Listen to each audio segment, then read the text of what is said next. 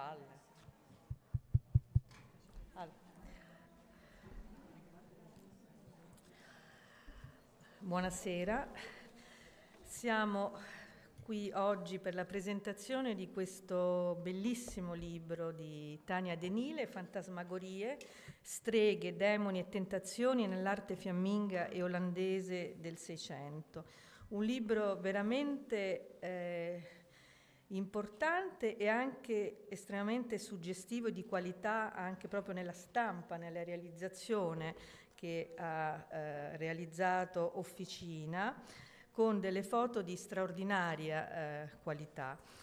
È un grande piacere perché è qualcosa di inconsueto parlare di questi temi, soprattutto in una forma così diversa, cioè questo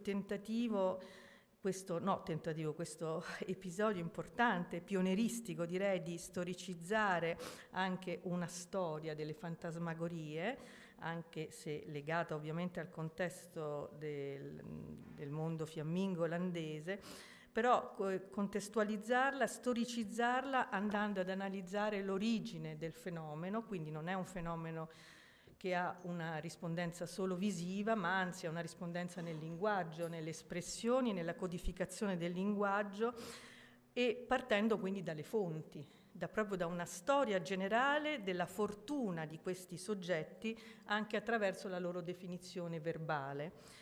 E per questo quindi Tania, che ha fatto questo lavoro poderoso, naturalmente abbiamo tre anche presentatori importanti che hanno avuto anche diciamo un peso importante nella sua formazione, perché questo è un lavoro che è un prodotto della tesi di dottorato, che quindi è stata anche seguita da chi la presenta.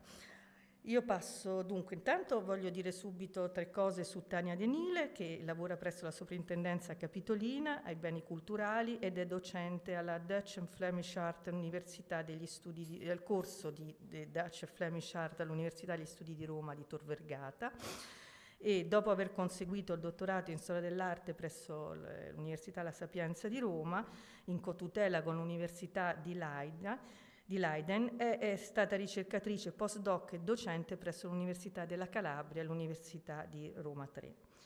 Ha inoltre svolto attività di perfezionamento presso l'École pratique des hautes études di Parigi e il Netherlands Institute of Art History di L'Aia, ed è stata anche Research Fellow al Niki di Firenze e specialista di pittura fiamminga e olandese, è autrice di numerosi contributi che appunto vertono sui rapporti fra i Paesi Bassi e l'Italia, e in particolare su opere di soggetto diabolico stregonesco, di cui appunto l'oggetto questo libro, sulla comunità dei Ben Vleugels a Roma e sugli artisti nordici del Meridione.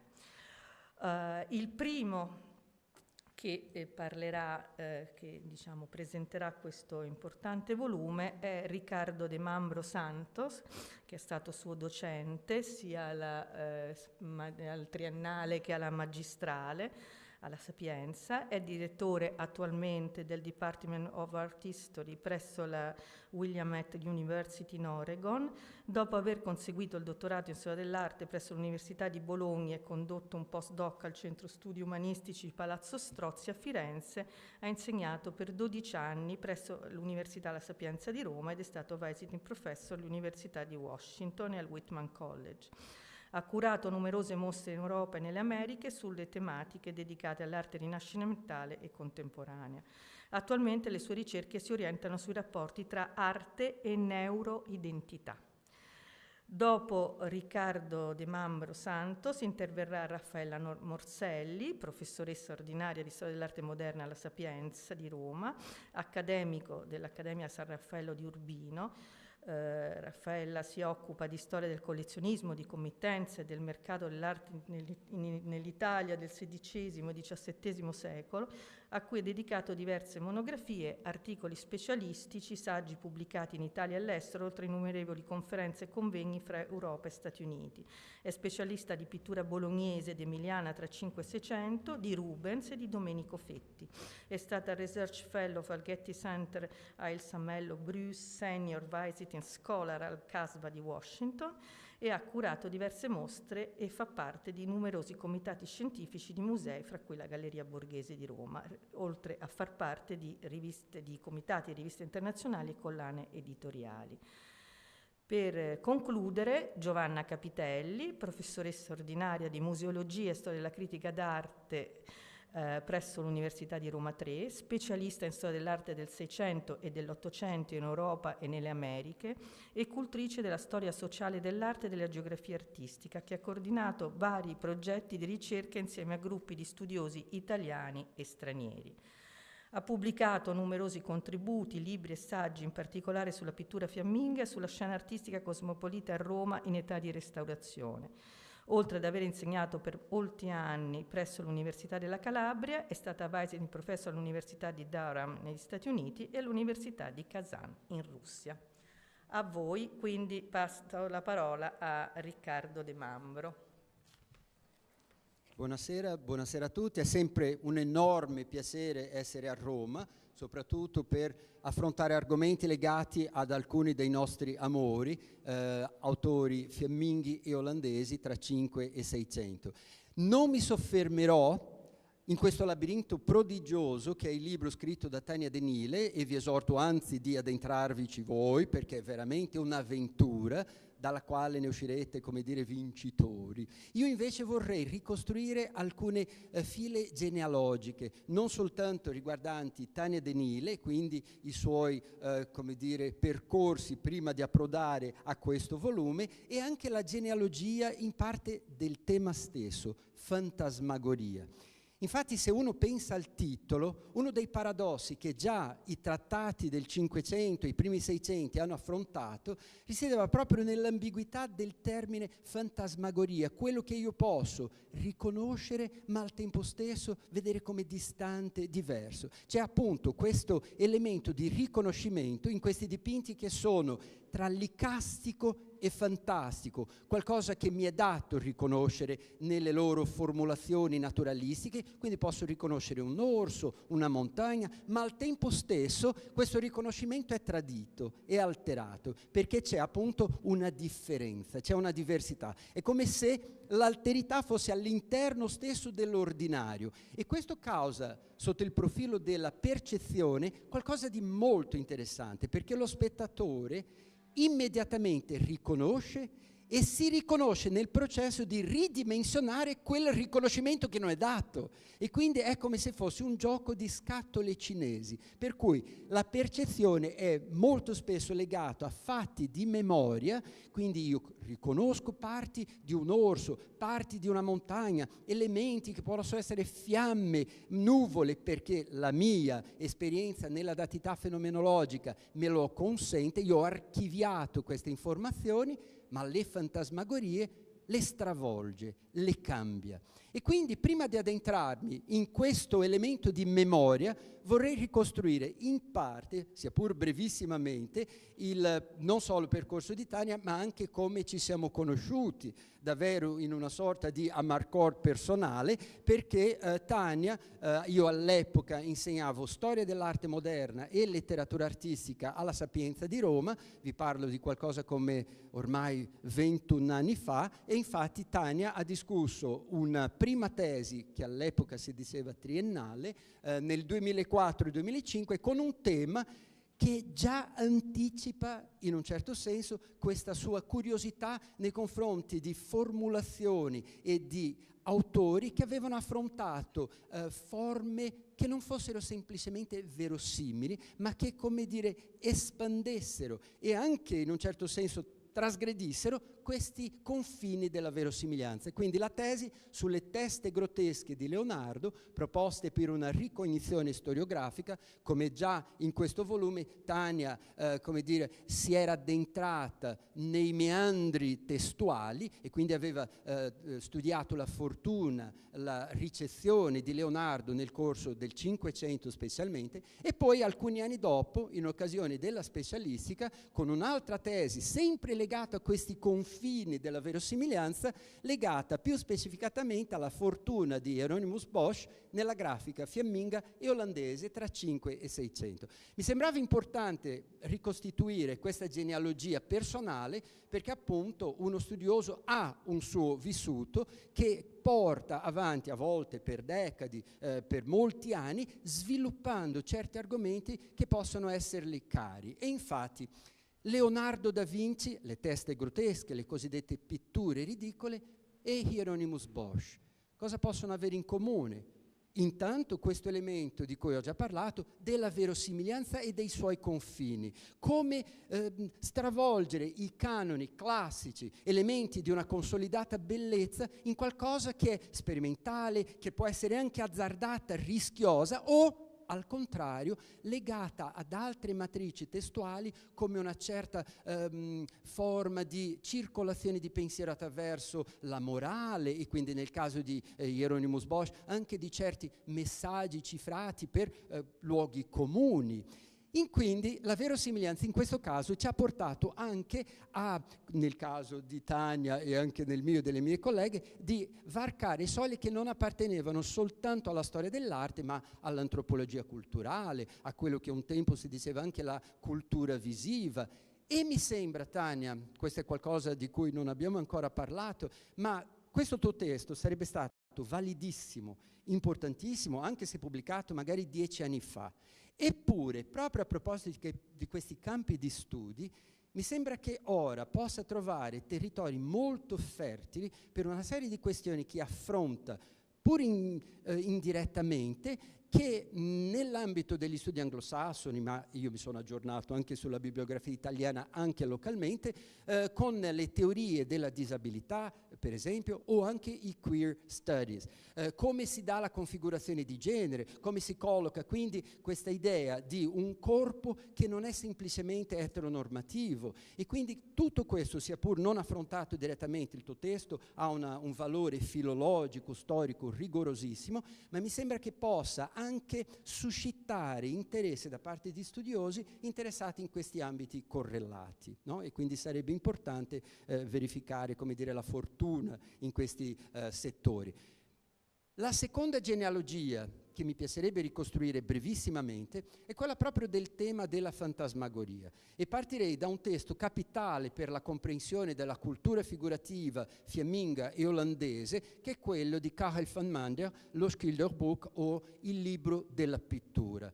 Questo testo, densissimo nel proporre categorie critiche, formulazioni estetiche che possono essere utilizzate anche per la descrizione, per l'analisi, addirittura per l'acquisto di questi dipinti, di queste opere grafiche dal pubblico contemporaneo, è, come è noto, un testo sviluppato in modo molto molto complesso, con una serie iniziata dal cosiddetto poema didascalico, in cui temi come bellezza o genere o campi di specializzazione come paesaggio, rappresentazione della figura umana, eccetera, vengono affrontati e quindi viene codificato anche un lessico specifico per descrivere, per collezionare e quindi anche per acquistare queste stesse opere. Però il testo forse di Karel van Mander è più noto per il contributo storico legato alla triade di vite su una parafrasi vasariana che van Mander propone. Le vite dei pittori antichi,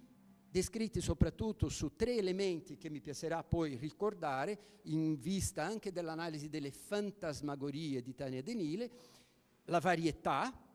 I pittori antichi, secondo Karel van Mander, avevano veramente rappresentato lo scibile e, importante, erano riusciti a trovare forme figurative molto persuasive, convincenti, per raffigurare qualunque elemento fosse dato e percepibile nella sfera naturale. Quindi la varietà. Però insieme a questa varietà c'era un elemento anche di inventività. Ogni autore aveva, come dire, proposto una nuova iconografia, una nuova formula emotiva, un nuovo pathos, per cui questa varietà era stata tradotta grazie a questa miriade di invenzioni. E come vedremo, questi due elementi Karel van Mander li riutilizzerà anche per inquadrare il fenomeno di queste forme bizzarre, strane, strambe, fantasmagoriche infatti, delle drôleries. E difatti van Mander avrà una posizione piuttosto polemica nei confronti e di Vasari e della tradizione italiana, asserendo o sostenendo il limite di questa tradizione rinascimentale e manierista, perché secondo van Mander si era soffermata soprattutto a rappresentare un singolo campo in questa miriade di possibilità della varietas antica, cioè quello della raffigurazione del corpo umano.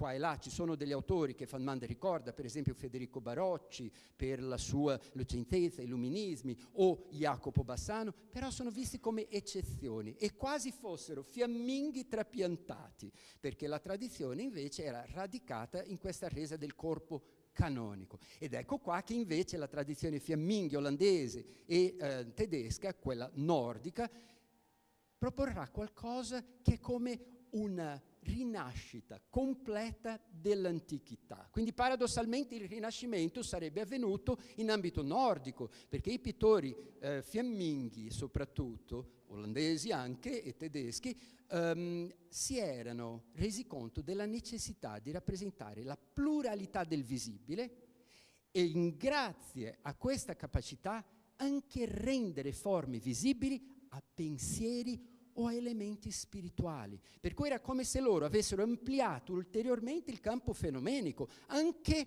rappresentando concetti, rappresentando idee, rappresentando quello che van Mander definisce appunto gli temi spirituali, i Geestelijk. E infatti questa tradizione si apre già con una parabola importantissima, anche e curiosamente legata allo sviluppo successivo delle fantasmagorie, con autori come Jan e Ubrecht van Eyck. Secondo van Mander, loro hanno già iniziato la tradizione fiamminga nella sua massima grandiosità e perfezione. C'è una battuta bellissima che fa van Mander, meravigliandosi, dice: com'è possibile che un'arte così perfetta sia nata già così, e cioè perfetta? Perché loro avevano trovato mezzi e tecniche come la pittura d'olio che erano capaci di tradurre, sia pur le più minute, forme della natura visiva. E quindi Jan van Eyck, nel caso di questo famosissimo politico dell'agnello mistico, aveva dato sfoggio a questa possibilità della tradizione nordica di tradurre, secondo un codice figurativo molto convincente, minuzioso, tutta la pluralità degli elementi visibili. Van Mander infatti usa in questa biografia due termini che ci verranno utili dopo per configurare l'importanza delle fantasmagorie, verscheidenheid e nettigheid. Più semplicemente varietà e diligenza. Ossia, da una parte la varietà assolutamente stupefacente, non soltanto nel corpo umano come aveva fatto il Rinascimento italiano, ma anche in una pluralità di altri elementi, però ugualmente resi in modo preciso, meticoloso, perfetto, net, come dice van Mander. E questi due elementi sono alla base di un terzo concetto molto importante, che è quello di una resa dal vero. E van Mander usa questo termine non soltanto per descrivere un metodo, un approccio operativo, vale a dire porsi col natural davanti, come altri trattatisti del Seicento diranno, ma in modo ancora più sottile sottolinea come il dal vero non è semplicemente questo metodo operativo, ma anche la capacità di creare immagini talmente persuasive, talmente convincenti nella loro qualità naturalistica, da sembrare la natura stessa, il luogo comune del più vero del vero. E quindi si ha sempre come l'impressione di avere la natura stessa davanti agli occhi, anche quando uno infatti vede un dipinto. E allora ecco che questo Naichtleben, o questo realizzare, formulare le immagini dal vero, è un elemento fondamentale, talmente importante che per esempio se noi osserviamo un dettaglio del politico dell'agnello mistico, laddove c'è questa forma quasi di arazzo per la raffigurazione delle piante, l'acqua che scorre, ma anche figure mistiche e mitiche come l'agnello stesso o tutta questa congerie di elementi soprannaturali vengono realizzati con lo stesso grado e attenzione mimetica, per cui l'icasticità è tale da far sembrare questa immagine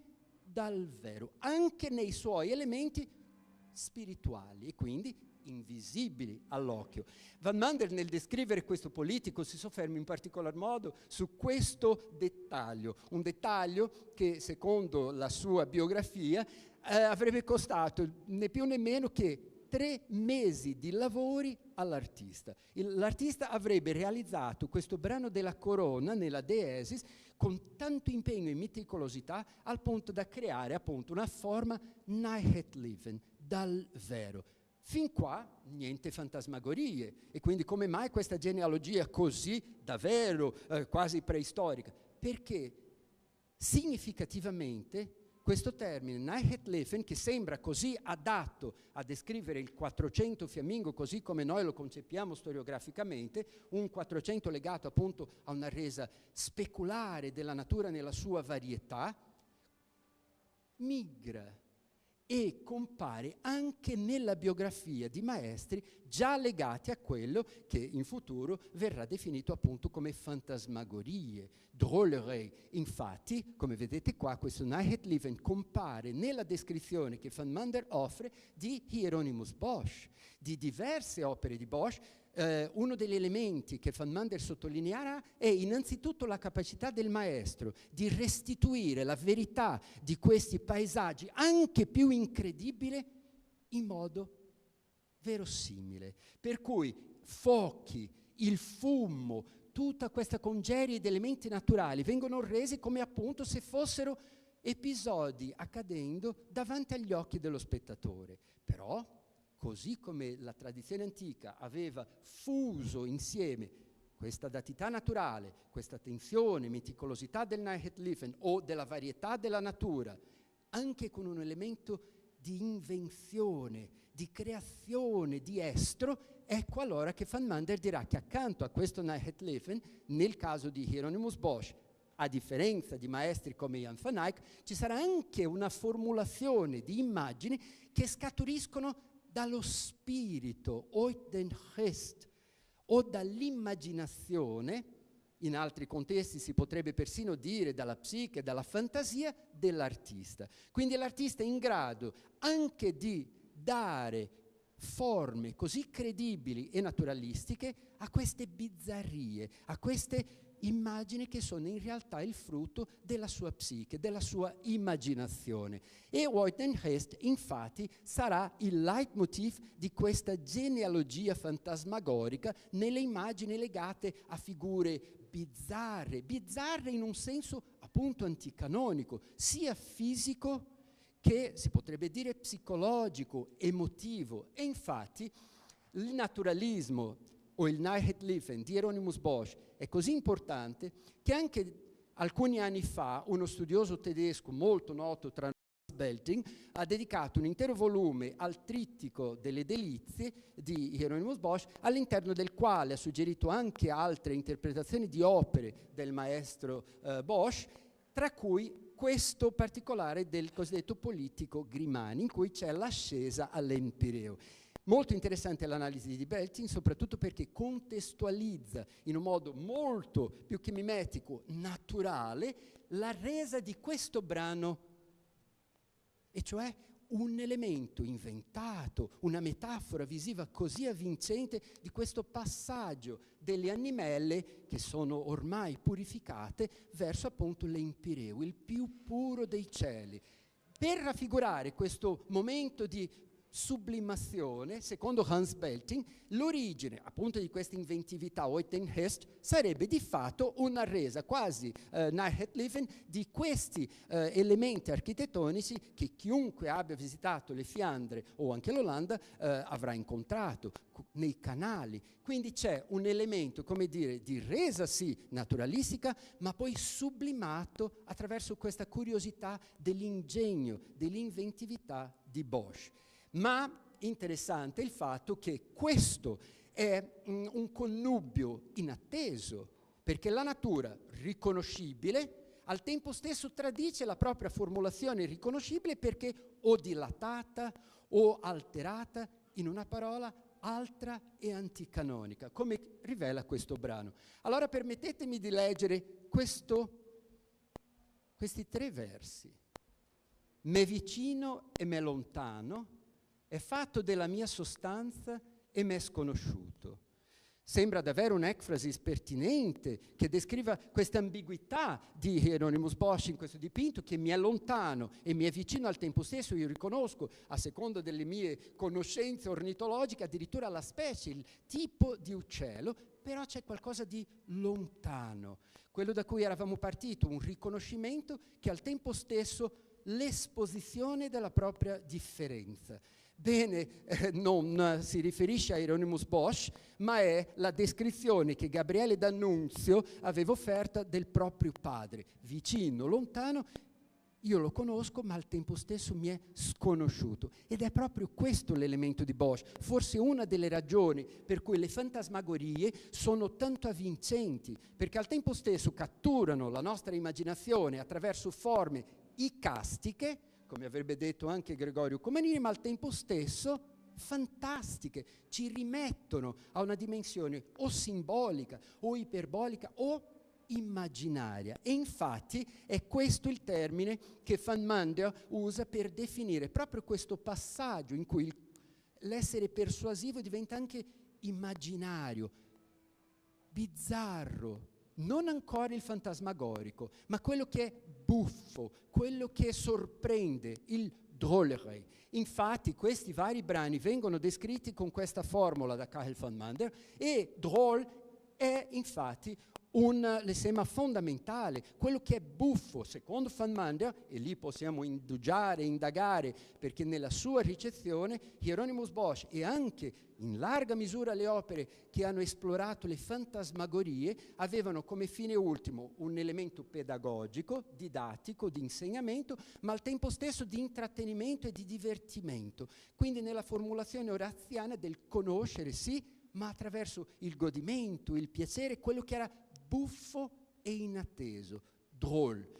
E non per caso uno dei seguaci, secondo la genealogia descritta da Van Mander, diretti di Hieronymus Bosch, verrà definito proprio Pieter den Drôle, Pietro il burlone, Pietro il buffo, che altri non è se non Pieter Bruegel. Infatti Pieter Bruegel, che si colloca in un contesto che Van Mander accenna e Tania Denis svolge con grande minuzia e sapienza nel verificare la pluralità di artisti legati a questa tradizione, a questa genealogia che da un Bosch e da un Bruegel può diventare addirittura un oggetto di una nuova formulazione, di una nuova specializzazione pittorica che ha un mercato ricchissimo, particolarmente nell'Anversa del Cinquecento, come ci rivela per esempio un'opera come questa di Jan Mandan, che raffigura pur sempre le tentazioni di Sant'Antonio.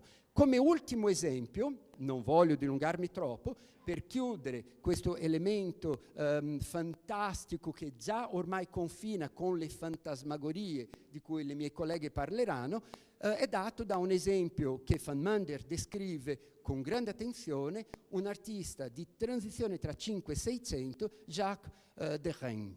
E Jacques de Rennes, o Jacob de Rennes, qui raffigura una delle varie scene appunto di streghe, in cui l'elemento che Van Mander sottolinea è quello di una capacità di rendere con immagini credibili, persuasive, convincenti, anche le formulazioni più assurde e inesistenti. Quindi era veramente come una forma di sperimentare i confini della verosimiglianza e fino a che punto si poteva arrivare da artista, con una capacità quindi di enfasi mimetica, di rappresentazioni naturalistiche, anche di elementi che naturali non lo erano. E quindi per esempio nella scene di stregonerie, e stregonerie che diventeranno, e qua mi fermo, una forma anche di riconoscibilità autoriale.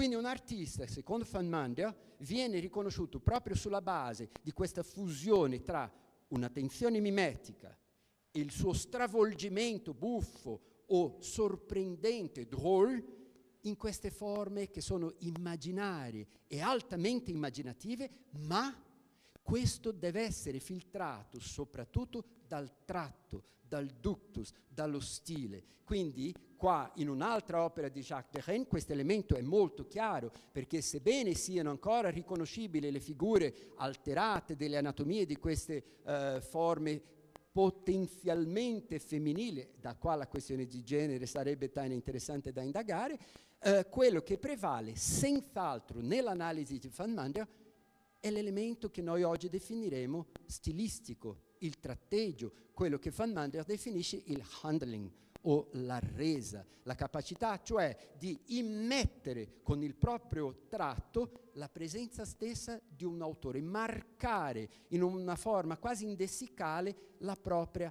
autorialità, la propria identità creativa. Tania, complimenti per un libro straordinario, un labirinto davvero dal punto di vista non solo bibliografico ma concettuale, senza mai perdersi. Quindi congratulazioni davvero.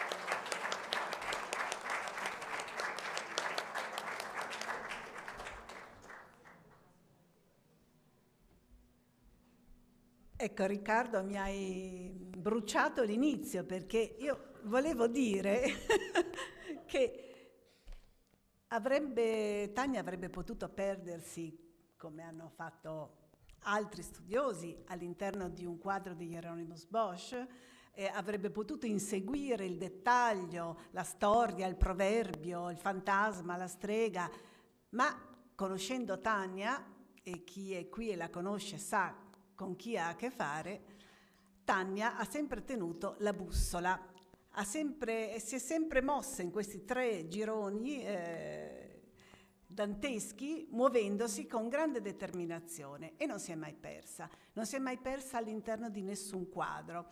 E anzi, devo dire che questa ricerca, che seguo da moltissimi anni, attraverso Giovanna, attraverso la tesi di dottorato, io e Giovanna andammo a discutere la sua tesi a Leiden in una commissione mista in cui ci trovammo così con i colleghi olandesi, e sappiamo quanta determinazione ha alla base questa ricerca. È una ricerca che parte da lontanissimo, come ha dimostrato Riccardo, parte da una tesi triennale, da una tesi magistrale, ma che si è sviluppata in una tesi di dottorato, ma questo libro non è la sua tesi di dottorato, perché lei ha continuato a lavorarci per altri 10 anni.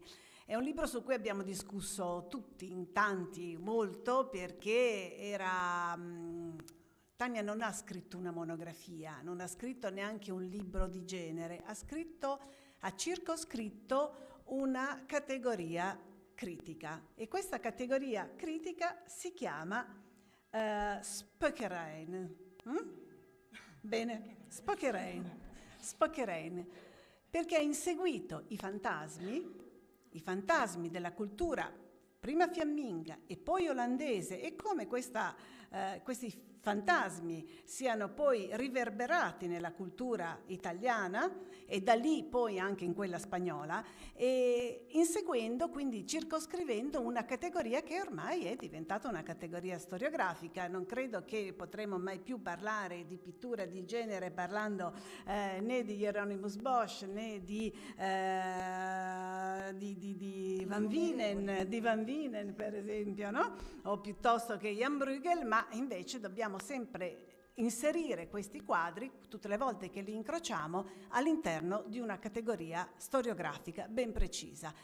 E di questa storiografia lei ha fatto un vessillo della sua ricerca, perché le voci delle fonti è un capitolo di questo libro, dove lei con grande determinazione, con grande metodo, va a interrogare le fonti fiamminghe e olandesi, registrando tutte le varianti di spökereien, di stregoni, di streghe, di magie, di alchimie, di trasformazioni, di diavoli, di diavolesse, di persone strane, diciamo strane. Io sono una di queste, sono rossa di capelli, quindi faccio parte di questa categoria di streghe. Bene, quindi la letteratura artistica è stata per lei alla base di questa ricerca. Ed è proprio la voce, l'ha chiamato così, la voce delle fonti, attraverso questa voce, che è la voce della storiografia artistica, che lei ha individuato la categoria. C'era una categoria che non era stata etichettata, c'era una categoria che sfuggiva, proprio perché era una categoria un po' misteriosa, no? Un po' difficile da trovare, non era così evidente, e lei l'ha incanalata dentro delle fonti che... La prima di queste è Karel van Mander, Franciscus Junius, Cornelis de Bie, che è stato fondamentale, Hoogstraten, Delares e Houbraken, che diciamo è l'ultimo caposaldo, no? che si salda con Karel van Mander, entro cui trovare questa categoria.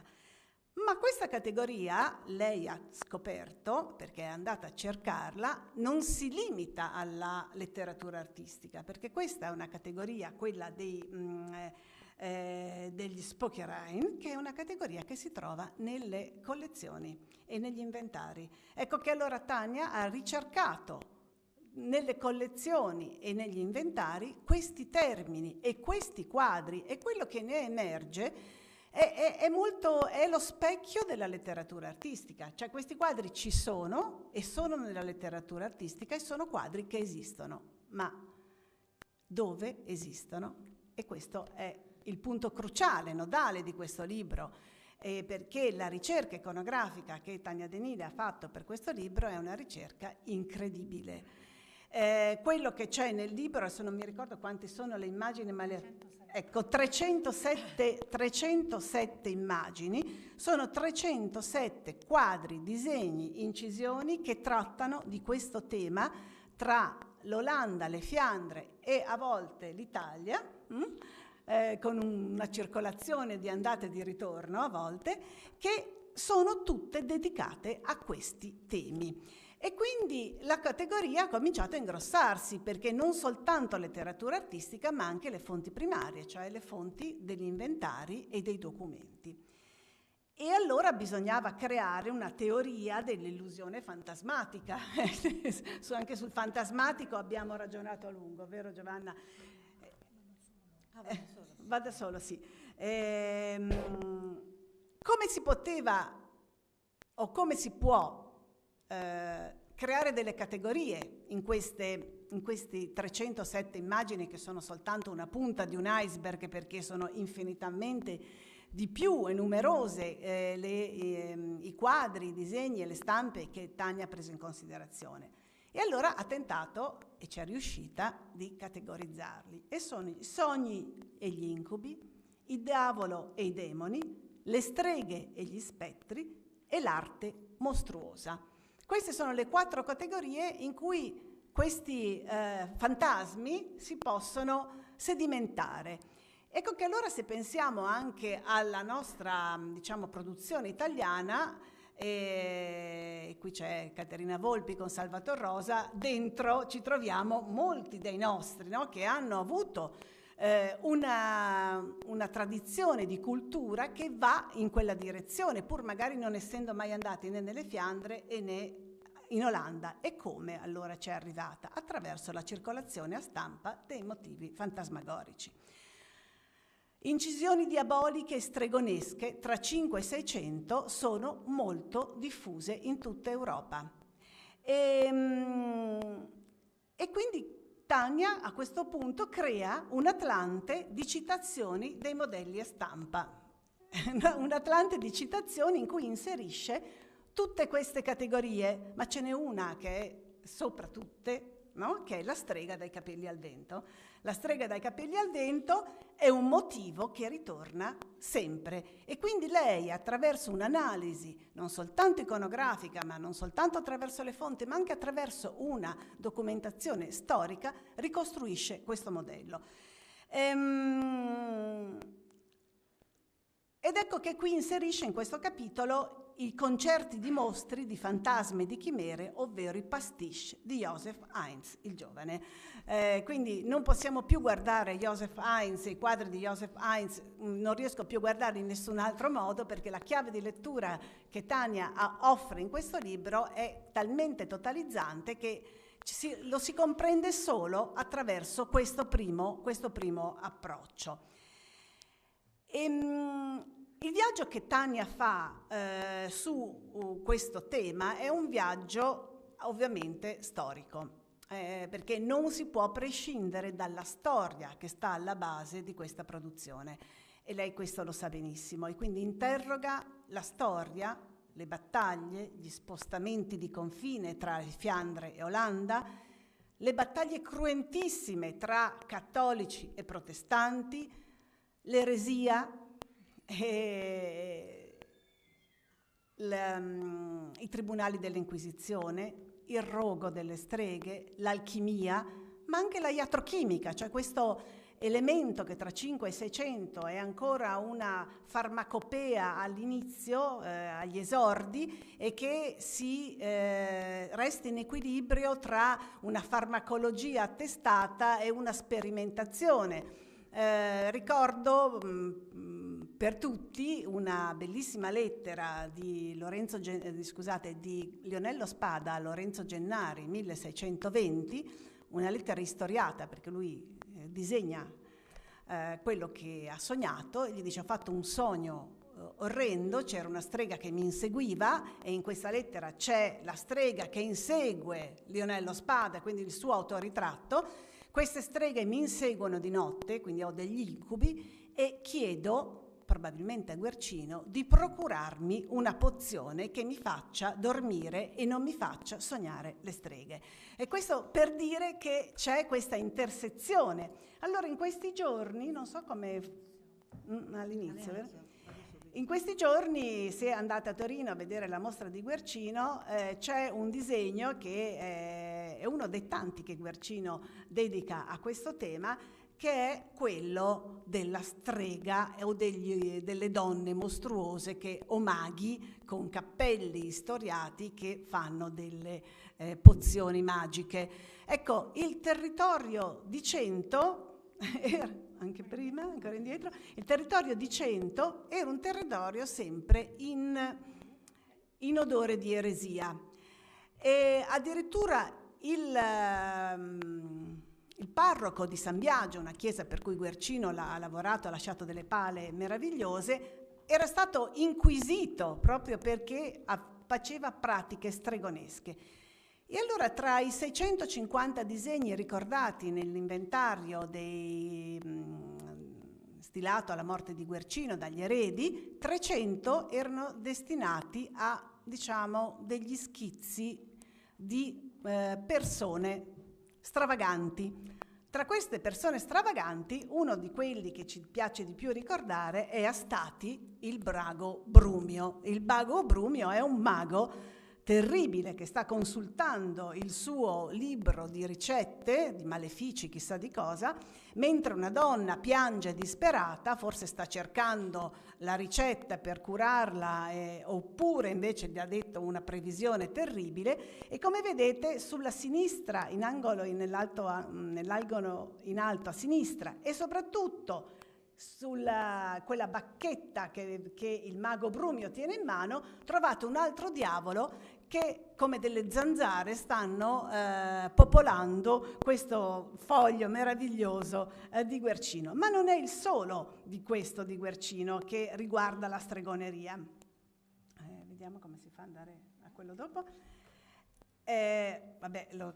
L'Osteria del Maltempo di Antonio Mirandola, che viene da un disegno di Guercino, anzi da un paesaggio dove pioveva sempre, dove probabilmente stava il Mago Brumio. Questo è uno dei e poi c'è questa strega con due pipistrelli, e ritrovate il demone che abbiamo già visto nel Mago Brumio.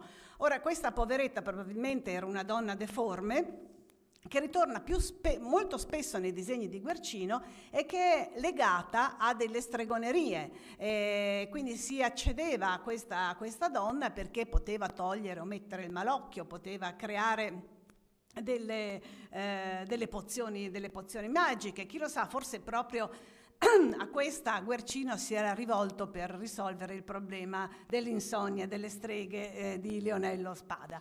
Ma questo per dire che in quel territorio di Cento, della Bassa, no, dove l'aria brumosa un po' ristagna, ne ho ben contezza io che vengo dalla pianura padana, possono nascere streghe e demoni, soprattutto d'inverno con la nebbia e d'estate quando c'è questa caligine pazzesca. D'altra parte, appunto, Guercino ha dedicato almeno 15 fogli, come ha studiato Fausto Gozzi, 15 fogli su questo tema. Quindi è un tema che non c'era soltanto, non troviamo soltanto nelle Fiandre o in Olanda, nell'Olanda protestante, ma serpeggiava anche nell'Emilia ubertosa, carica di frutti e di piante.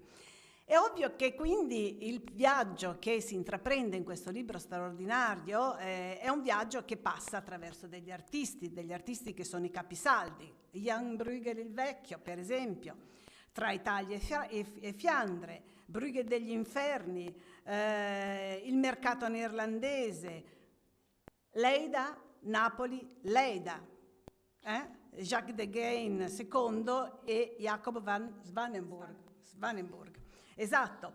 Oppure i fantasmi notturni di Cornelis Saftleven e David Taniers il secondo.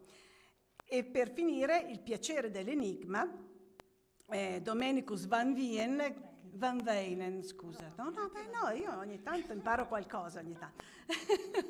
Ho preso lezioni da Tania più e più volte, ma non apprendo. L'olandese è sempre ostico. Che è uno dei suoi cavalli di battaglia, no? E dei suoi grandi amori, perché i rebus visivi delle stregonerie mitologiche sono uno dei divertimenti più appassionanti di Tania. Ho parlato troppo, dovevi dirmi di smetterla.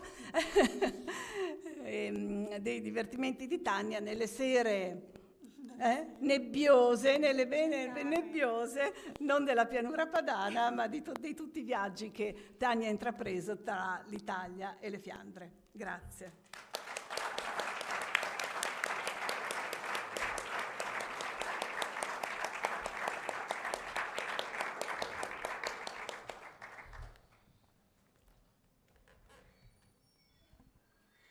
Allora, molte cose sono state dette naturalmente, quindi cercherò di operare una specie di performance fizionale, direi. Cercherò di allontanarmi il più possibile da questo libro per cercare di guardarne veramente i punti più di rilievo.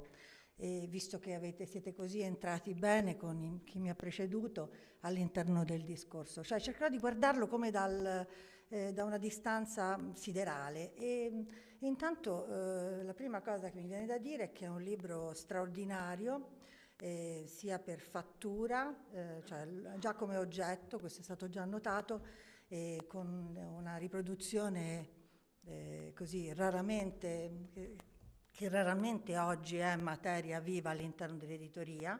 Quindi questo è il primo elemento che mi sento di sottolineare. Il repertorio iconografico è magnifico, 317 immagini, di cui almeno 100 di opere che non si erano mai visti perché appunto in collezioni private o passaggi di aste, quindi con una ricerca estremamente raffinata, prepotente una volontà e generosa, direi, una volontà anche di offrire quindi un materiale che vedete proprio alle mie spalle, un materiale insomma molto poco toccato, molto poco manipolato fin qui. Questa è la prima cosa. Poi sempre guardando così come fossi una cinese da un altro continente, la prima cosa che mi viene in mente è che questo è un libro estremamente trasparente, dichiara nella titolazione dei capitoli, all'interno dei sottotitoli, proprio una vera e propria tassonomia di quello che non esisteva prima di Tania De Nile e ora esiste, ed è un vero e proprio sottogenere. Io, perdonatemi se faccio un piccolo ricordo personale, però non posso togliermi dalla mente, ho letto questo libro almeno in 6 versioni, e non posso veramente dimenticare quel momento in cui siamo arrivati con Tania De Nile davanti a un caffè durato ore e ore a capire quale poteva essere la sua ricerca per il dottorato, perché naturalmente lei era venuta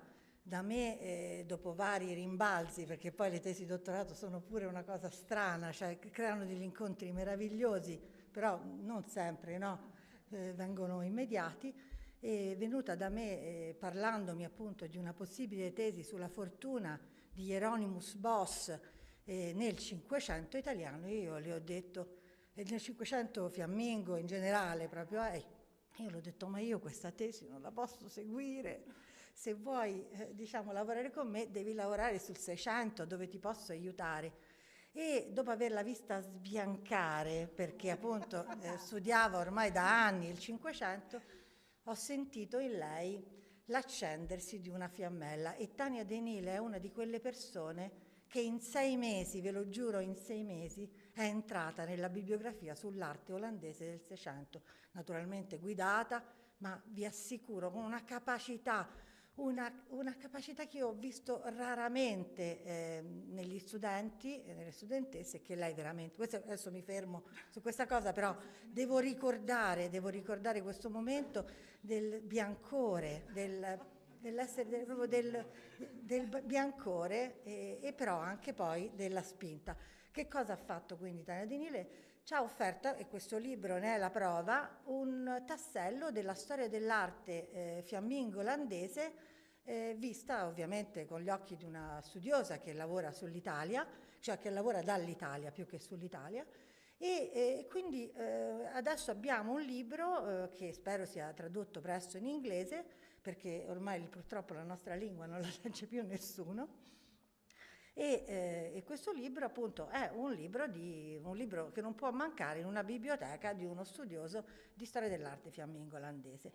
Allora, già si è detto di questa trasparenza del libro, e questa trasparenza è dovuta al fatto che questa ricerca è stata una ricerca che noi chiameremo modo vile, perché ormai purtroppo l'iconografia è diventata una scienza vile, ma questa è una ricerca iconografica, che parte da una ricerca iconografica, dal raccolto di una portentosa ricerca iconografica, a quale oggi i mezzi ci consentano, quindi una ricerca iconografica basata sulla lunga tradizione, da qui l'Olanda ci insegna tantissimo. Vi ricordo che il grande De Waal è il costruttore di quello che è l'albero, no? Attraverso il quale noi conosciamo e mappiamo i soggetti dei dipinti e delle sculture, degli arazzi, delle miniature, eccetera. Quindi, dicevo, parte da una ricerca iconografica, ma non resta una ricerca iconografica. Questo è veramente un libro che è di storia dell'arte, però è anche di storia della cultura. Perché? Perché innanzitutto il tema, sempre stando lontanissimi, no? Il tema è... qui lo usa questo termine naturalmente Tania stessa, ma viene immediatamente in mente a chi guardi le cose un po' a distanza. Il tema è unheimlich, il perturbante, questa parola freudiana che veramente cavalca, e qui posso davvero, quello che diceva Riccardo è giustissimo, no? Da un lato c'è il tema dell'inclusività, no? Che queste immagini naturalmente mostrano, dall'altro c'è il tema invece del perturbante, che è un tema veramente dei nostri tempi, è un tema del Novecento, è uno dei pochi temi del Novecento che ce la fa a scavallare il nostro millennio, perché di base, se prendiamo il tema delle Spökereien, oltre a essere appunto questa proiezione dell'artista che si pone davanti al fantasmata, ma soprattutto a ciò che viene out and est, cioè fuori dallo spirito, da ciò che non è visibile attraverso il processo retinico di presa dal naturale, ma che invece è rappresentazione di ciò che è mentale, spirituale, immaginativo. E qui c'è un tema bellissimo che lei affronta, sempre per guardare le cose da lontano, che è la continuità, vedete, con la cultura figurativa anche rinascimentale, non solo nella parte di Hieronymus Bosch, ma anche nella parte di Raffaello, cioè lo Stregozzo di Marcantonio Raimondi ci ricorda in modo molto chiaro come siano linee che diciamo in Italia sono cedevoli, no? Ma comunque permangono anche nella tradizione italiana, e Raffaella Morselli ce l'ha appena mostrato con il caso di Guercino. Quindi l'Unheimliche, però anche quindi il perturbante, chiamiamolo così. Heim, ricordate, è casa, unheimlich è senza, diciamo, fuori dalla propria casa, lo spazio non comfort, quello che oggi chiameremo la non comfort zone. E cosa fa però di questo spazio? Non è che si accontenta di raccogliere delle immagini che lo rappresentano, questo spazio, e di diciamo costruire una tassonomia, che è una parola che ci siamo detti tante volte. No, fa qualcosa di molto più importante, cioè si ferma a pensare a quali possono essere le fonti intellettuali, e quindi in questo senso non è un libro solo di storia dell'arte, perché è un libro di storia della cultura tout court, e si mette a ragionare su qual è la lunga durata di questo fantasmatico nel pensiero occidentale, quindi ricorre a studi difficili. Pensate che in queste pagine troviamo Macrobio ben riassunto, troviamo la teoria stoica sul non visibile molto ben riassunta, complimenti Tania, non era certamente una cosa semplice, e troviamo poi invece, per essere più perspicui, avviciniamoci quindi alla materia del libro, troviamo anche un non aver paura dei grandi temi della cultura fiamminga olandese, in particolare della terribilità che costituisce tutta l'enorme bibliografia su Hieronymus Bosch. Hieronymus Bosch è per diciamo, le Fiandre, gli studi sull'arte fiamminga olandese, quello che per noi è Michelangelo. Nessuno ormai studia più queste cose perché bisogna appunto scalare montagne di bibliografia, e questo Tania l'ha fatto con un rispetto anche, delle fonti, con una volontà di farci vedere come funziona la ricerca, e in qualche modo entrando però anche all'interno di quelle che sono il racconto di Hieronymus Bosch. E voglio per esempio notare una cosa che mi ha molto colpito, e cioè che Tania ci dice che il primo, adesso magari entro proprio nella materia viva per farvi capire quante cose sono dentro questo libro e quanti lettori potrà avere, perché appunto intercetta tanti temi, tanti artisti, i più diversi. Ecco, voglio ritornare a questo, se ce la faccio, a questo fantastico disegno, uno dei 3 disegni, sapete, autografi di Bosch, è l'Albertina 78-76, ed è il disegno dell'uomo albero, e uno dei 3 disegni autografi, sono 3 disegni autografi sicuri di Bosch, e Bosch uno di questi appunto lì lo dedica a una di queste sue creature ibride, uno di questi ibridi, come diceva Riccardo molto bene, questo naturale. Noi riconosciamo il guscio dell'uovo, riconosciamo la brocca che diventa cappello, riconosciamo ogni singolo elemento, la civetta, l'animale, ma però la composizione che Bosch ne offre è totalmente perturbante, perché appunto quando mai un uomo ha il corpo con il guscio d'uovo spezzato che ti permette di vedere dentro, è diciamo veramente sono immagini perturbanti. E in effetti Bosch, che pure ha una carriera varissima, è un grande pittore di pale d'altare, non ce lo dimentichiamo, quando deve disegnare, disegna spesso queste cose, e in effetti ci sono conservate. Anche il tema della sopravvivenza è molto interessante.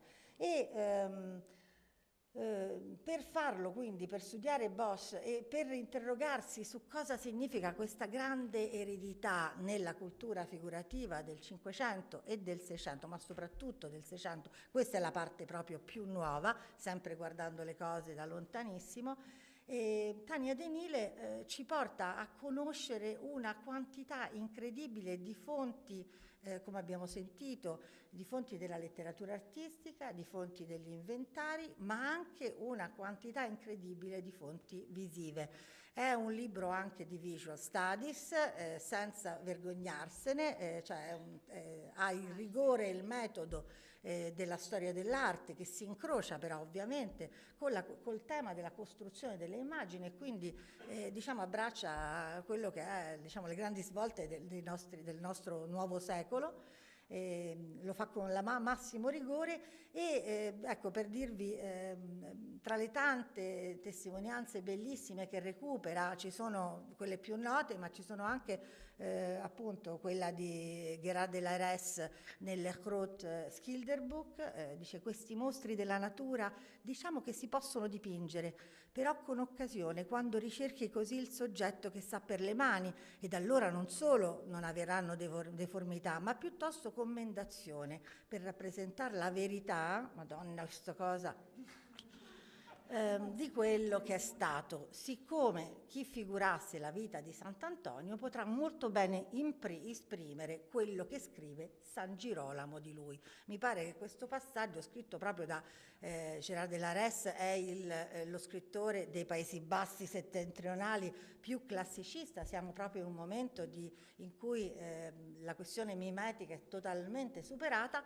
però anche lui si rende conto che questo repertorio straordinario, naturalista, ma oscurissimo, merita comunque di avere la sua patria. Ecco, solo adesso proprio velocemente per farvi ingolosire, perché questo è un libro che ingolosisce. Io penso che lo leggerò la prossima volta fra 2 o 3 anni, perché ne ho già un po'. Però a prescindere di questo, chi non l'ha letto invece invito, ecco, per dirvi, si spagina un repertorio di immagini incredibile. Questa immagine secondo me non c'è, me l'hai regalata, ma non è proprio la stessa. C'è solo un dettaglio, esatto, e per dirvi, dalla Dulle Grit, che è questa strega tipica dei Paesi Bassi meridionali, delle Fiandre, che scaccia via con tutte le presenze possibili del mondo magico, e quindi dal pipistrello a questi straordinari serpenti che si sollevano in aria facendo paura, che appunto veramente un Heimlich, di David Reichardt III, un altro pittore che conosciamo in 1000 modi, impegnato nella pittura di genere, più corriva, e invece che pratica anche lui per una parte della sua produzione questo genere, lo fa anche con grandissima vivacità. Questo pezzo di Vienna del Kunsthistorisches è veramente meraviglioso. Oppure, solo per farvi vedere le varietà, anche la varietà di questo repertorio, Franz Franken II, nel soggetto delle tentazioni di Sant'Antonio, che come potete immaginare rappresenta, e l'abbiamo visto già con Gérard de Lares, rappresenta proprio il soggetto perfetto per essere da un lato assolutamente accettabile e dall'altro incredibilmente aperto alle possibilità del visibile. Guardate qui la genialità di immaginare come una sorta di politico, da un lato al centro la scena stregonesca per eccellenza con Sant'Antonio e tutte queste tentazioni del visibile, il nudo femminile, il cibo, persino il potere rappresentato. Guardate che bello questa grande mappa, questo globo in alto. Però la cosa straordinaria di questo dipinto è che in grisaille, come si faceva per le storie sacre, compaiono ancora altre tentazioni, tutte quante, tra queste c'è anche la morte, vedete la morte che va a disturbare anch'essa Sant'Antonio, ed è un po' la chiusura di questo cerchio. Dipinti che ci sono tanto familiari come Jan Bruegel degli Inferi, appunto, così lo conosciamo nel collezionismo italiano, diventano invece finalmente dei veri e propri repertori di invenzioni che passano da una parte all'altra, che hanno tante versioni e ci dispiegano quindi un materiale pronto per il mercato anversese e in totale continua emulazione l'uno fra l'altro. Capiamo che questi dipinti, queste centinaia di dipinti che vengono prodotte e riversate, si copiano, si rubano un passaggio. Lo stesso Jan Bruegel il Vecchio, di cui adesso per esempio online c'è un bellissimo il catalogo, perché per fortuna il catalogo di Hertz, questo lo dico soprattutto per i ragazzi che ci sono, è stato riversato in un sito molto bello. Ecco, Jan Bruegel troviamo pezzi, ecco, Tania De Nile è anche brava nel recuperare di ognuno di questi dipinti tutta la storia, e anche c'è un rispetto per l'opera che spesso non è proprio degli studi, dei visual studies e degli studi su repertori iconografici, no? Invece lei indaga di ogni dipinto la storia, per esempio recupera in una scheda appena pubblicata la nuova versione Palazzo Colonna, c'è un nuovo committente di fiamminghi che stanno studiando Patrizia Piergiovanni e Laura Bartoni, che è Egidio Colonna, il terzogenito fratello di Lorenzo Nofria Colonna. Bene, Tania De Nile, questa è una primizia che ancora deve uscire quasi a stampa, in questo libro la trovate, per dire. Tania De Nile lo sa. Tania De Nile lo sa, esatto. E così Filippo Napoletano, con queste invenzioni strepitose, troviamo grandi aragoste che attraversano spazi nelle opere di Filippo di Lagno, così come in quelle di Saflefen o di De Heijn, che abbiamo visto proprio. Cioè questo universo è fatto anche di animali che per noi oggi sono molto facili da trovare sulla tavola, ma che un tempo dovevano sembrare veramente preistorici, mostruosi, come tutto. Certo. E quindi in questo senso, ecco, naturalmente questo libro poi intercetta anche ricerche veramente di Tania, come quelle sui Bentvueghels, e qui accoglie un'attribuzione a Roland van Laer, che era di Christopher Brown, per questo ritratto che proprio stava benissimo con quello di Lionello Spada e con quello di Paolini, che hanno questi tre strani quadri che hanno lo stesso soggetto dell'artista davanti la magia e una stregoneria, un elemento allogeno che sta entrando. E questo dipinto bellissimo, no? Sul diavolo che burla con il canone a tre voci. Particolare attenzione ancora è riservato a tutto quello che ci permette di dare altre voci a questi dipinti, che appunto in questo senso mi piace molto questo tema, le voci delle fonti, perché si ricerca, non si parte mai dall'oggi, non si cercano mai anacronismi facili, quando questo tema lo permetterebbe tantissimo. Si cercano proprio le parole del tempo, e allora arriva per esempio la comprensione che qui c'è un filosofo, Agrippa di Nette, cioè un filosofo scienziato che è stato uno dei primi grandi elaboratori su questo tema delle fantasmagorie, e questi testi si leggono non solo di prima battuta, ma anche nelle versioni che trasmigrano altrove, e quindi nella fortuna che questi intellettuali hanno, così come si rende conto che Arnold Houbraken, un notissimo storico dell'arte, forse il testo più citato, Houbraken e Hoogstraten sono i due grandi storici dell'arte classicisti, un po' come i nostri, Houbraken è tipo il nostro Pascoli, e non me ne voglia Pascoli, e The Grote Schouwburg, sempre un testo molto classicista, questo stesso autore che parla anche molto male degli stregonerie e delle fantasmagorie, poi però lui stesso è autore di un frontespizio come pittore, come disegnatore, di un frontespizio che adornerà un testo. Quindi queste sono tutte cose di tasca di Tania. Così come la ricerca si apre verso il povero Andries Boot, che si uccide, è lui, no? Che si uccide a Venezia in un canale. Oppure, ecco, forse qui riuscite meglio a capire questa grande generosità nella diffusione delle stampe di Peter Bruegel, in particolare questa è l'invenzione di Peter Bruegel e poi invece la trascrizione grafica è Peter van der Heinden, e vedete quanto forza hanno in dipinti come quello di Jos van Kruisbeck, Le tentazioni di Sant'Antonio di Karlsruhe. Vedete, c'è sempre un tema, un pezzo che viene quasi mai la totalità, ma sempre una parte che diventa poi argomento. E queste tavole mi piaceva far vedere proprio, questa è la famosa strega di cui parlava lei, un motivo stupendo. Le streghe vengono riprese mentre stanno facendo le loro pozioni e per la forza di queste pozioni i capelli si rizzano e nasce un vero e proprio motivo iconografico che Tania ha seguito in tutte le sue loro variazioni, declinazioni, perché all'inizio questi capelli vanno avanti e poi a un certo punto vanno indietro, si vede che...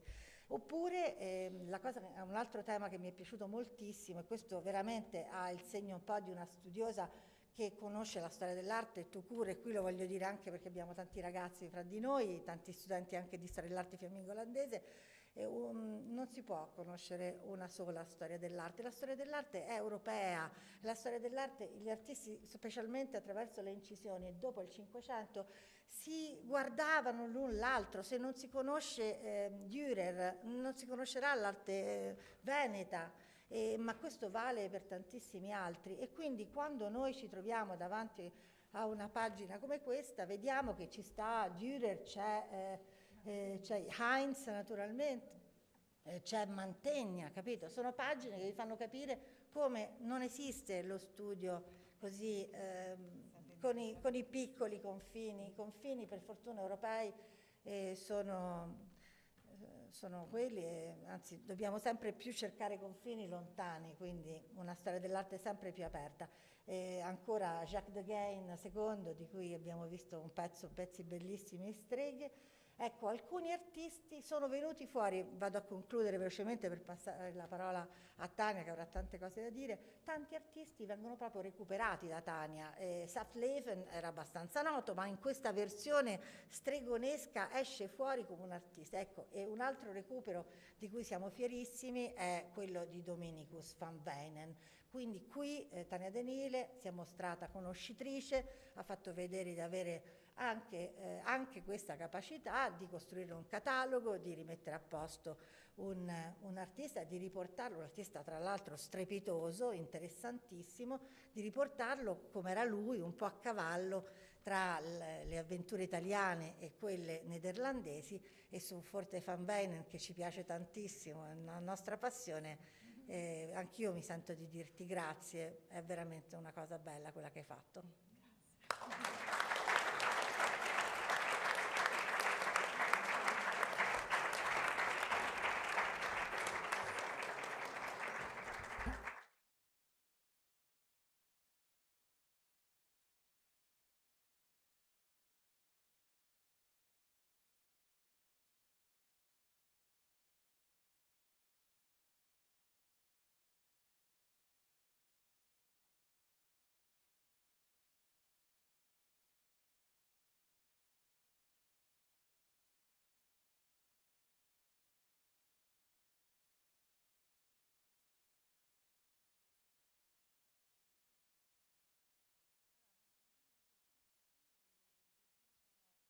Accenderlo.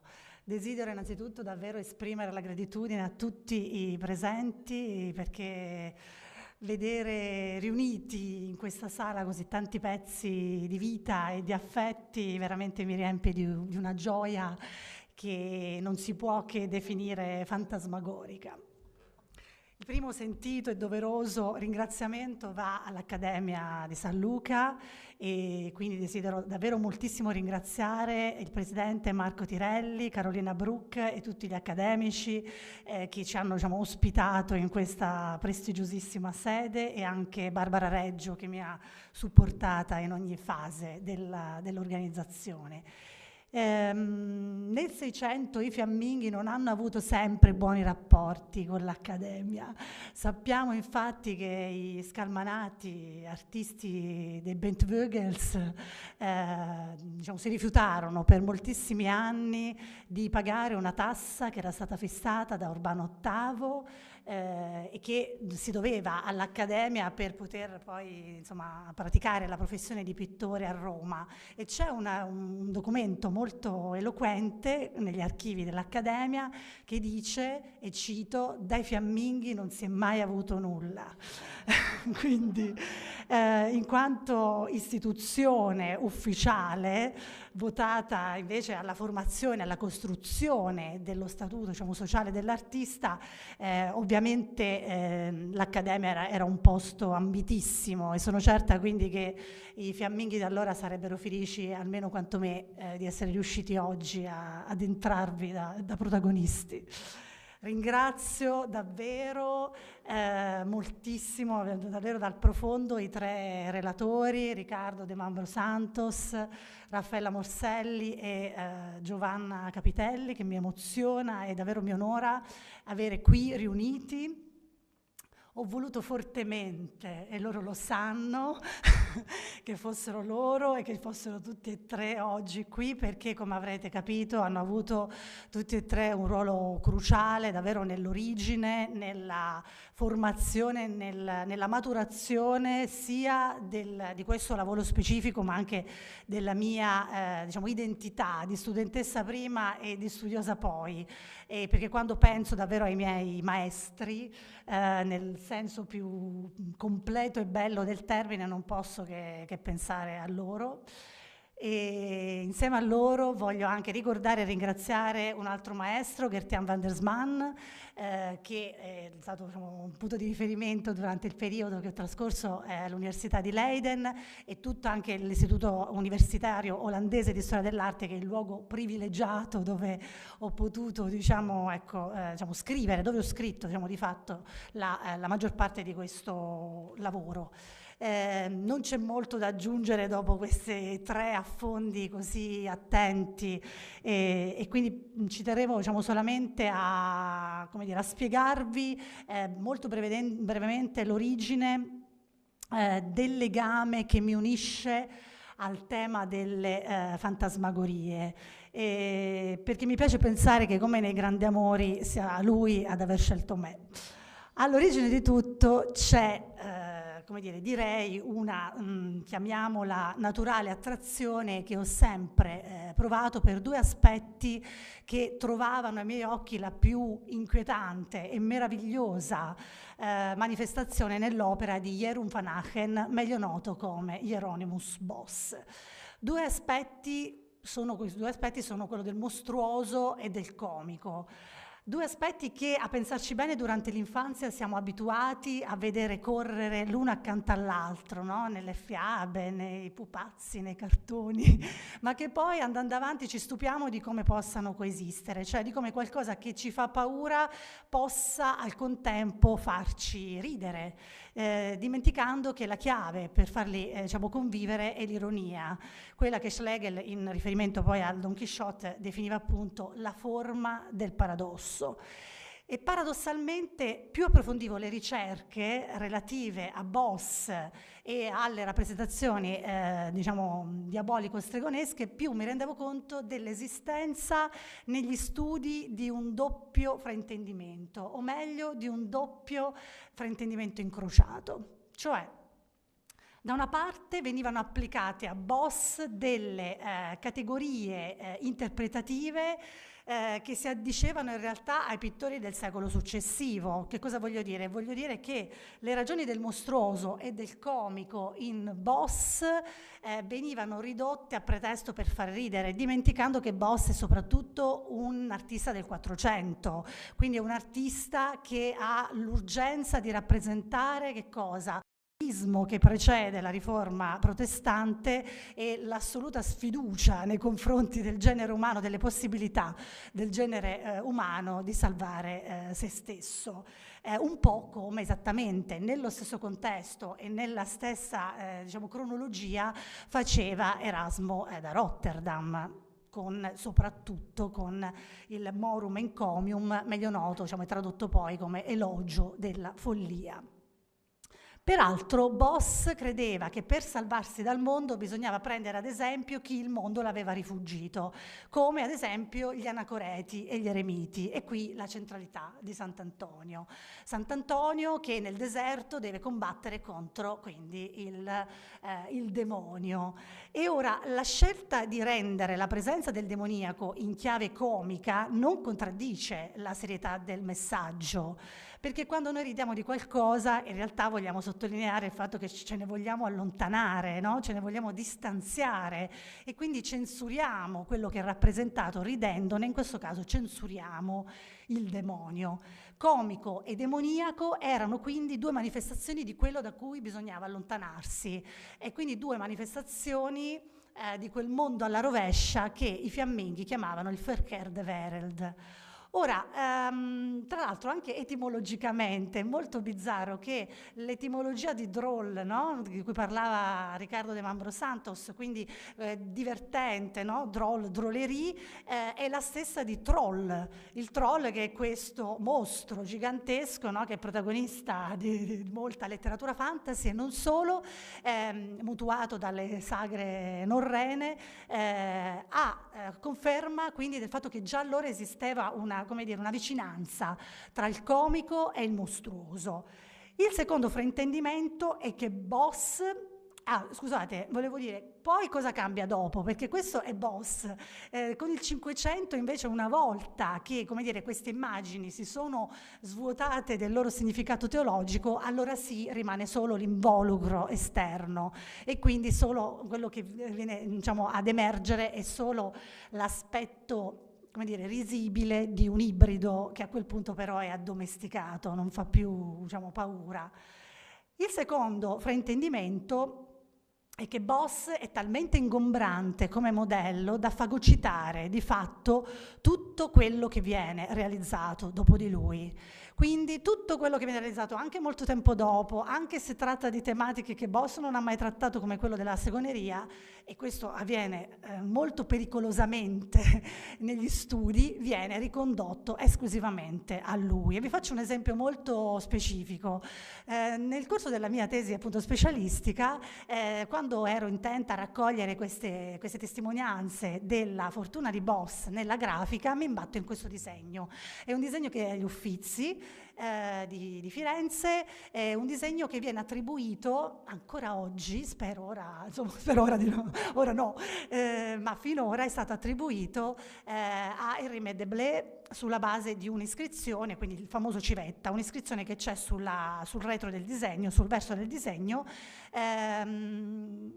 Non mi ha mai convinto questa attribuzione, è un disegno che mi ha veramente letteralmente perseguitato per più di 10 anni, fino a quando 2 anni fa, in qualche modo incrociando gli indizi, mi rendo conto che non era un disegno del Cinquecento, non era neanche un disegno fiammingo, bensì il disegno preparatorio per l'affresco che Belisario Corenzio realizza a Santa Maria la Nova, quindi in controfacciata a Santa Maria la Nova a Napoli.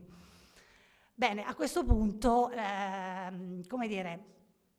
la mia diventava una tesi di reazione, cioè bisognava dimostrare che quelle non erano semplici imitazioni di Boss, ma che anzi costituivano un genere specifico, un genere che ha anzi una fortuna anche molto lunga. Questo è una rara rappresentazione di Lutero all'inferno di Egbert van Heemskerk, con cui siamo già appunto nel 1700, un genere che ha modelli variegati che bisognava spiegare e motivare, e che ha un nome ricavato appunto dalle fonti, che è quello di Spokereien, ovvero quindi da spook, che è fantasma, fantasmagorie. Per fare, quindi a quel punto avevo bisogno di prove, e le prove sono andata a cercarle come un po' avrebbe fatto Bernard Berenson, che diceva che nella storia dell'arte vince chi ha più fotografie, e allora mi sono immersa in questo centro di documentazione dell'arte fiamminga olandese, il Rijksbureau voor Kunsthistorische Documentatie dell'Aia, e questo libro non esisterebbe. RKDeo, come lo chiamavamo, io è appunto una persona che voglio ricordare, uno dei curatori di questo istituto, poi è diventato grandissimo amico che non c'è più, Eric Loeffler, che davvero è stato il mio Virgilio dentro l'RKDeo, ma anche durante tutto il soggiorno in Olanda. E tra i molti esempi che l'RKDeo mi ha fatto scoprire c'è questo inedito molto importante, una delle rare rappresentazioni, davvero rara, di una esecuzione di un eretico anonimo, finora anonimo, si trova nei depositi della Staatsgalerie di Stoccarda, e che ho avvicinato invece alla produzione di Franz Franken II. Ebbene, nel momento in cui quindi sono passata dalla ricerca al libro, ho cercato di rendere il più possibile parlante questo repertorio, che nel mio obiettivo, e mi auguro in parte di esserci riuscita, non deve fungere solo da corredo illustrativo del testo, ma che mira ad essere un apparato iconografico con una sua autonomia e con una sua eloquenza, in modo che sfogliare le pagine, osservare l'intersecarsi delle immagini tra di loro equivalga, quindi non a leggere il testo scritto, e anche a far emergere in maniera il più lampante possibile quelle contaminazioni ricchissime tra cultura figurativa fiamminghe olandese da una parte e poi la cultura invece figurativa italiana.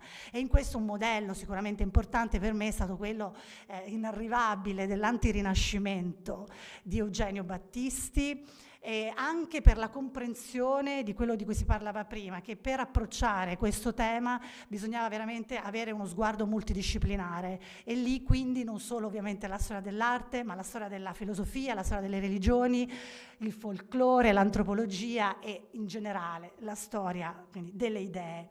La creatura, quindi il prodotto che ne è derivato, deve moltissimo alla straordinaria competenza della casa editrice, di Officina Libraria, e quindi alla cura di Marco Jelinek e alla incredibile impaginazione ricca di fantasia, e qui ce ne voleva tanta, di Paola Gallerani, davvero che ringrazio moltissimo, perché appunto grazie a loro sono riuscita a portare in porto questo progetto così come me l'ero immaginato, e un progetto che ha potuto contare, e quindi qui ringrazio anche molto il generoso finanziamento della Phoebus Foundation di Anversa.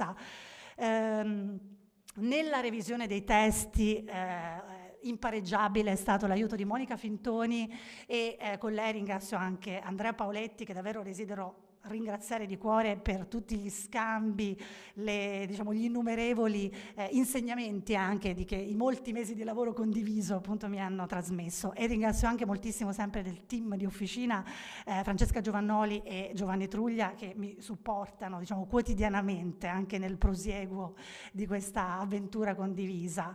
Un ringraziamento speciale alla Biblioteca Erziana, luogo dall'entrata infera in cui sono certa che molte persone in questa sala riconoscono come me il proprio privilegiato angolo di paradiso.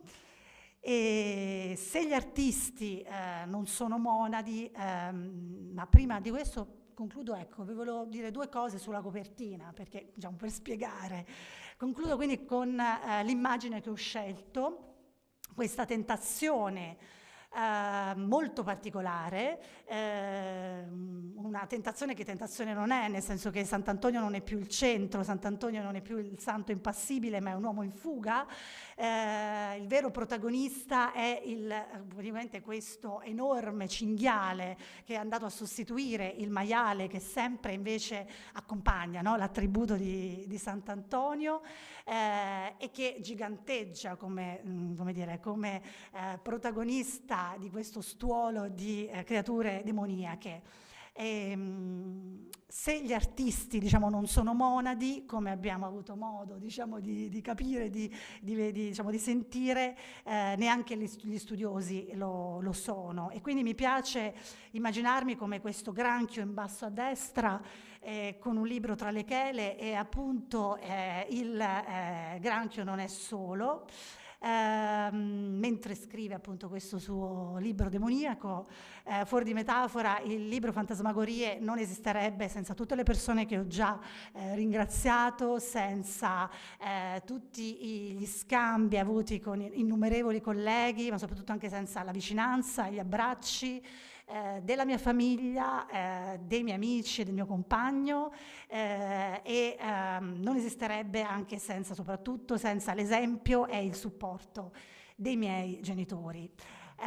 Vi lascio con questa ammissione di colpa, ovvero con la frase che chiude il libro e che spero vi farà venire un sacco la tentazione di leggerlo, ma che sono certa mi farà anche guadagnare di diritto l'inferno, che però, come immaginerete, conosco già abbastanza bene.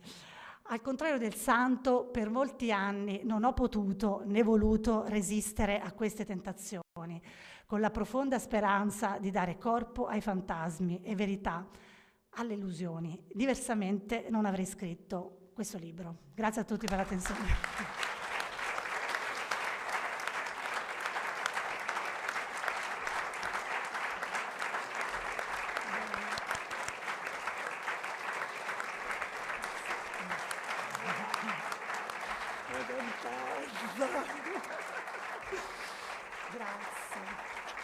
Grazie a tutti, davvero. Bene, a questo punto possiamo rilassarci.